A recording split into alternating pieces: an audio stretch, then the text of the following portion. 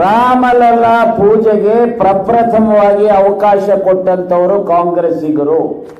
ರಾಜೀವ್ ಗಾಂಧಿಯವರು ಈ ದೇಶದ ಪ್ರಧಾನಮಂತ್ರಿಗಳಾಗಿದ್ದಾಗ ರಾಮಲಲ್ಲಾ ಪೂಜೆಗೆ ಅವಕಾಶ ಕೊಟ್ಟಂತದ್ದು ಇದು ಇತಿಹಾಸದಲ್ಲಿ ಎಲ್ಲರೂ ಸಹ ಕಾಣಬಹುದು.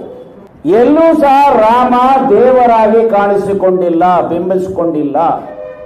ಅವರ ಆದರ್ಶಗಳು ಮನುಕುಲಕ್ಕೆ ಆದರ್ಶ ಇದೆ.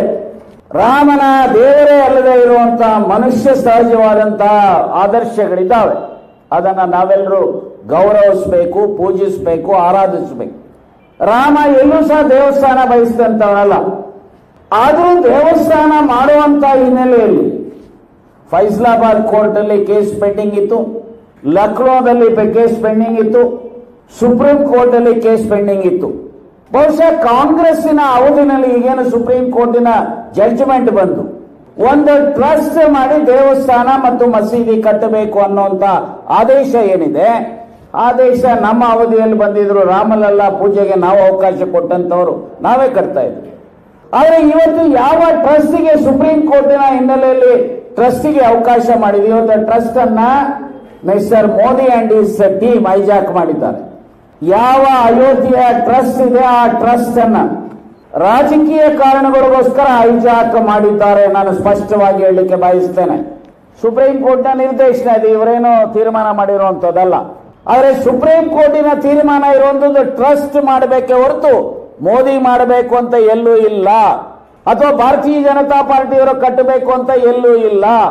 ಮಸೀದಿ ಕಟ್ಟಲಿಕ್ಕೂ ಒಂದು ಟ್ರಸ್ಟ್, ರಾಮ ಮಂದಿರ ಕಟ್ಟಲಿಕ್ಕೂ ಇನ್ನೊಂದು ಟ್ರಸ್ಟ್ ಆಗಬೇಕಾ, ಆ ಟ್ರಸ್ಟ್ ಮಾಡಬೇಕೆ ಹೊರತು ಆ ಟ್ರಸ್ಟ್ ಅನ್ನ ಹೈಜಾಕ್ ಮಾಡಿರುವಂತಹ ಪ್ರವೃತ್ತಿಯನ್ನ ಬಿಡಬೇಕು.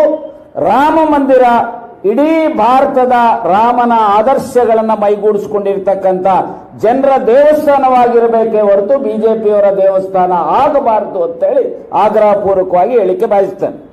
ರಾಮನ ಆದರ್ಶಗಳನ್ನ ಇವತ್ತು ಬಿಜೆಪಿನವರು ಪಾಲನೆ ಮಾಡ್ತಾ ಇದ್ದಾರ? ರಾಮ ಬಯಸಿದ್ದು ದೇವಸ್ಥಾನ ಅಲ್ಲ, ರಾಮ ಬಯಸಿದ್ದು ತನ್ನ ಜನಪರವಾದಂತ ಕಾಳಜಿ. ಅವರು ಹೇಳ್ತಾರೆ ರಾಮಾಯಣದಲ್ಲಿ, ರಾಮ ಲಕ್ಷ್ಮಣ ಇವನಿಗೆ ಭರತರಿಗೆ ಯಾವ ದೇಶದ ಬೇಹುಗಾರಿಕೆ ಇಲಾಖೆ ವಿಫಲ ಆಗುತ್ತೋ ಆ ದೇಶ ಉಳಿಯೋದು ಕಷ್ಟ ಅಂತೇಳಿ. ಪಾರ್ಲಿಮೆಂಟ್ ಮೇಲೆ ದಾಳಿ ಆಯ್ತಲ್ಲ ಮೊನ್ನೆ 13ನೇ ತಾರೀಕು. Is it not the failure of central intelligence? ಅದರಲ್ಲೇ ಹೇಳ್ತಾರೆ ಬಜೆಟ್ ಅಲ್ಲಿ ರೈತರ ಮೇಲೆ ಟ್ಯಾಕ್ಸ್ ಹಾಕಬಾರದು ಅಂತ ಹೇಳಿ ನಾನು ಪ್ರತಿ ಶ್ಲೋಕವಾರು ಹೇಳಬಲ್ಲೆ.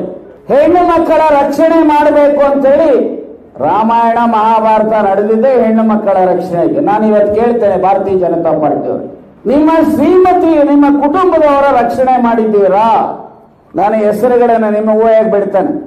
ಅರೆ ಬಿಜೆಪಿಯ ರಾಷ್ಟ್ರೀಯ ನಾಯಕರು ಅವರ ಶ್ರೀಮತಿಯವರ ರಕ್ಷಣೆ ಮಾಡದೇ ಇರುವಂತವ್ರು ರಾಮನ ಹೆಸರನ್ನ ಹೇಳಲಿಕ್ಕೆ ಯಾವ ಯೋಗ್ಯತೆ ಇದೆ ಅಂತೇಳಿ ಕೇಳಲಿಕ್ಕೆ ಬಯಸ್ತೇನೆ. ನಾನು ಇವತ್ತು ಇಷ್ಟೇ ಹೇಳ್ತೇನೆ, ರಾಜಕೀಯ ಕಾರಣಗಳಿಗೋಸ್ಕರ ಧರ್ಮ ಮತ್ತು ದೇವರನ್ನ ಬಳಸ್ಕೊಳ್ತಕ್ಕಂಥದ್ದು ಅಪರಾಧ.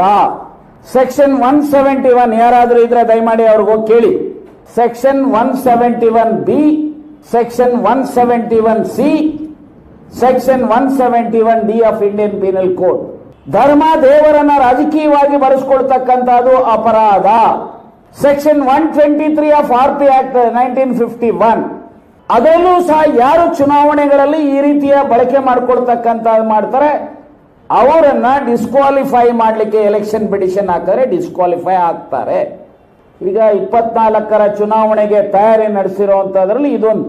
ಭಾರತೀಯ ಜನತಾ ಪಾರ್ಟಿಯವರು ತಮ್ಮ ಕರ್ತವ್ಯಗಳಲ್ಲಿ ವಿಫಲರಾಗಿ ಕಾರ್ಯಕ್ರಮ ಕೊಡೋದ್ರಲ್ಲಿ, ಬಡತನ, ನಿರುದ್ಯೋಗ, ಆರ್ಥಿಕ ಸಮಸ್ಯೆಗಳು ಪರಿಹಾರ ಮಾಡುವಂತದ್ರಲ್ಲಿ ವಿಫಲರಾಗಿರುವಂತಹ ಭಾರತೀಯ ಜನತಾ ಪಾರ್ಟಿಯವರು ಇವತ್ತು ರಾಮನ ಬಗ್ಗೆ ಬಹಳ ಮಾತನಾಡಲಿಕ್ಕೆ ಹೊರಟಿದ್ದಾರೆ. ನಾನು ಹೆಚ್ಚು ಹೇಳಲಿಕ್ಕೆ ಹೋಗುದಿಲ್ಲ. ಸುಬ್ರಹ್ಮಣ್ಯ ಸ್ವಾಮಿ ಅವರು ಮೊನ್ನೆ ಒಂದು ಹೇಳಿಕೆ ಮಾಡಿದ್ದಾರೆ, ನಾನಲ್ಲ, ಇದರ ಸುಬ್ರಹ್ಮಣ್ಯ ಸ್ವಾಮಿ ಅವರು ಹೇಳುವಂಥದ್ದು. How can we Rama bhaktas allow Modi to join the performing of prana pratisthana puja of the Ramalalla Murti in Ayodhya, when Rama spent almost 1.5 decades and waged a war to rescue his wife Sita. Modi is instead of known for abandoning his wife. Modi is instead of known for abandoning his wife, and yet ಈ will do the ಪೂಜಾ. ಒಂದು ಕಡೆ ಹೆಣ್ಣು ಮಕ್ಕಳ ರಕ್ಷಣೆ ಮಾಡಕ್ಕೆ ಆಗದೆ ಇರುವಂತ ಈ ಬಿಜೆಪಿನವರು, ಅವರ ಮನೆಯವರುಗಳನ್ನ ರಕ್ಷಣೆ ಮಾಡಕ್ಕೆ ಆಗದೆ ಇರುವಂತ ಬಿಜೆಪಿನವರು ಯಾವ ಮುಖ ಇಟ್ಟುಕೊಂಡು ಇವತ್ತು ರಾಮನ ಬಗ್ಗೆ ಮಾತನಾಡ್ತಾ ಇದ್ದೀರಿ ಅಂತ ಹೇಳಿ ಕೇಳಲಿಕ್ಕೆ ಬಯಸ್ತೇವೆ. ನಾನು ಅಂತಿಮವಾಗಿ ಸ್ಪಷ್ಟಪಡಿಸ್ತೇನೆ, ನಾವೆಲ್ಲರೂ ಸಹ ಹಿಂದೂಗಳೇ. ನಾನು ಇಷ್ಟೇ ಹೇಳ್ತೇನೆ, ಇವತ್ತು ಇವರು ರಾಮಾಯಣದ ವಿರೋಧಿಗಳು, ಭಾರತೀಯ ಜನತಾ ಪಾರ್ಟಿಯವರು. ರಾಮನ ಪ್ರಪ್ರಥಮ ಪೂಜೆಗೆ ಅವಕಾಶ ಮಾಡಿದವರು ಕಾಂಗ್ರೆಸ್ಸಿಗರು. ಈಗ ರಾಜಕೀಯ ಕಾರಣಗಳಿಗೋಸ್ಕರ ರಾಜಕಾರಣವನ್ನ ಮಾಡಲಿಕ್ಕೆ ರಾಮನನ್ನ ಬಳಸ್ಕೊಳ್ಳುವಂಥದ್ದು ರಾಮಾಯಣಕ್ಕೆ, ರಾಮನಿಗೆ, ಮಹರ್ಷಿ ವಾಲ್ಮೀಕಿಗೆ ಮಾಡತಕ್ಕಂಥ ಅಪಚಾರ.